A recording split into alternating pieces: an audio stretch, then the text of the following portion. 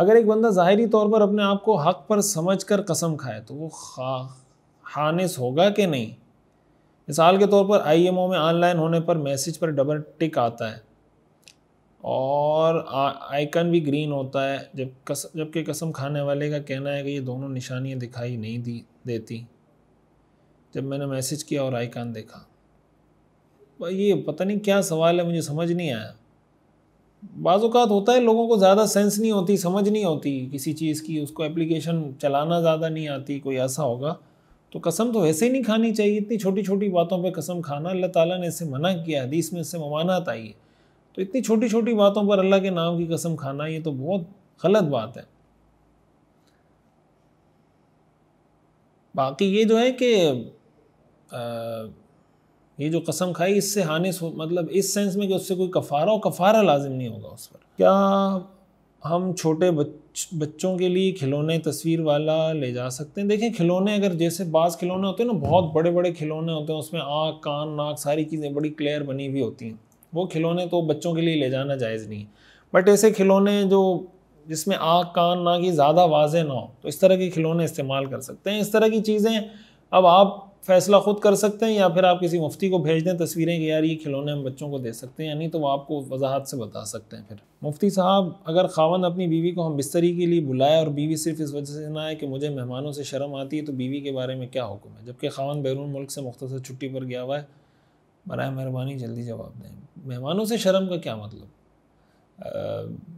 मियाँ बीवी तो जब एक दूसरे से मिलते हैं तो ज़ाहिर है रात को तन्हाई में मिलते हैं, तो मेहमानों से इसमें शर्म की कौन सी बात है? जायज़ नहीं है बीवी के लिए बिल्कुल भी इस तरीके से अपने शौहर को तंग करना और उसकी जायज़ ख्वाहिश पूरी करने में रुकावट बनना, ये जायज़ नहीं है। हदीस शरीफ में आता है रसूलुल्लाह सल्लल्लाहु अलैहि वसल्लम ने फरमाया कि ऐसी औरतों पर सुबह तक फ़रिश्ते लानत भेज रहे होते हैं। एक सवाल किया है, अस्सलाम वालेकुम वरहमतुल्लाह, मुफ्ती साहब क्या पालतू बिल्ली की ख़रीदो फ़रोख्त कर सकते हैं? बिल्कुल कर सकते हैं, शरई नुक्ता नज़र से इसमें कोई मसला नहीं है, जायज़ है, उसकी इनकम भी जायज़ है।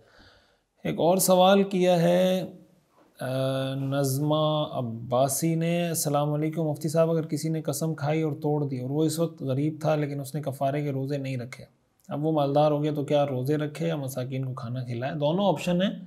मसाकीन को खाना खिला सकता है तो खिला दे, नहीं खिला सकता तो फिर रोज़े रख ले।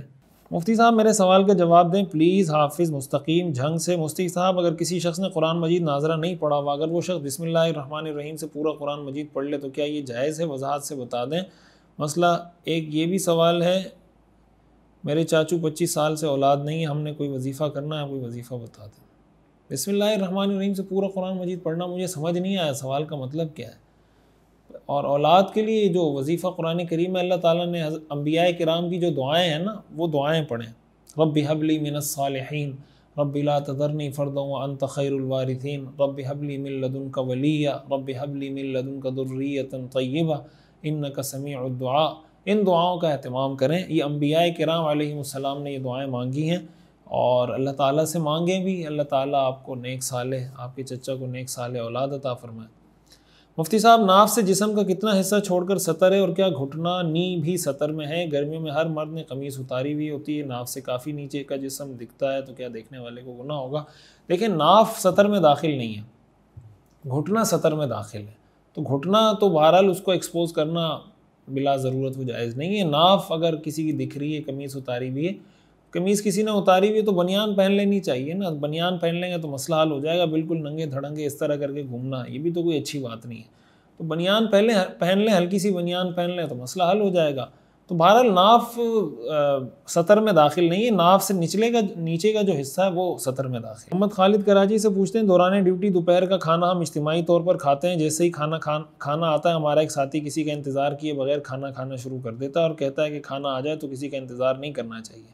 मालूम ये करना है कि क्या ये तरीका सही है, क्या ये सुन्नत है, क्या ये खाने के आदाब में से? देखें, ये डिपेंड करता है, कहीं पे इंतज़ार करना चाहिए, कहीं पे नहीं करना चाहिए।